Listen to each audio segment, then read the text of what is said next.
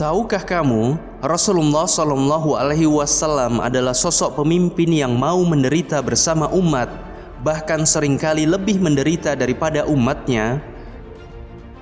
Di Perang Ahzab, kaum muslimin menahan laju pengepungan 10.000 pasukan musuh dengan menggali parit. Penggalian parit dilakukan di bagian utara Madinah sepanjang 8 km. Lebar parit adalah 5 meter dan dalamnya adalah 3 meter.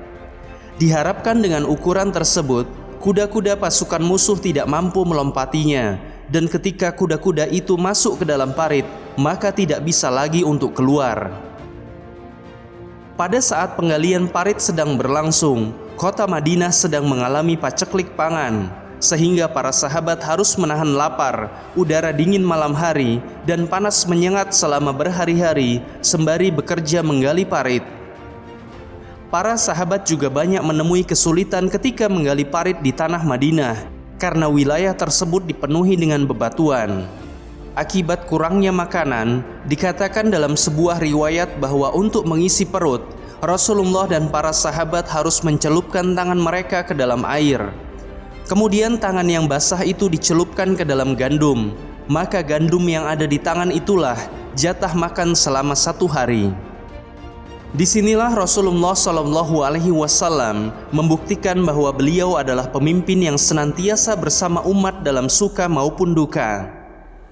Beliau bekerja bersama para sahabat, merasakan penderitaan yang sama, bahkan lebih dari mereka.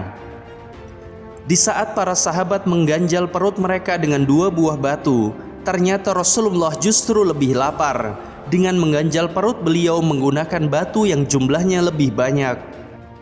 Artinya ketika ada makanan, Rasulullah tidak mengutamakan dirinya sendiri, dengan dalih bahwa pemimpin adalah orang yang sudah bekerja untuk rakyat, sehingga harus mendapatkan sesuatu yang lebih baik, yang lebih mewah, yang lebih berlimpah daripada rakyatnya.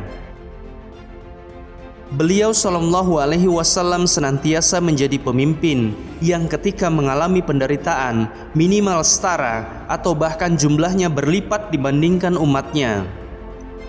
Contoh lainnya adalah menjelang beliau wafat, Rasulullah dikisahkan mengalami demam yang kadarnya berlipat ganda dibandingkan manusia pada umumnya.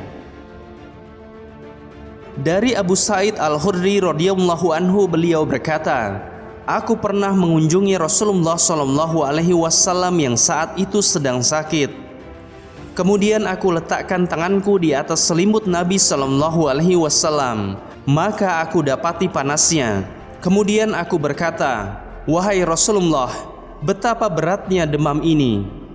Kemudian Nabi SAW bersabda, 'Sesungguhnya kami para nabi diberikan ujian yang sangat berat, sehingga pahala kami dilipat gandakan.'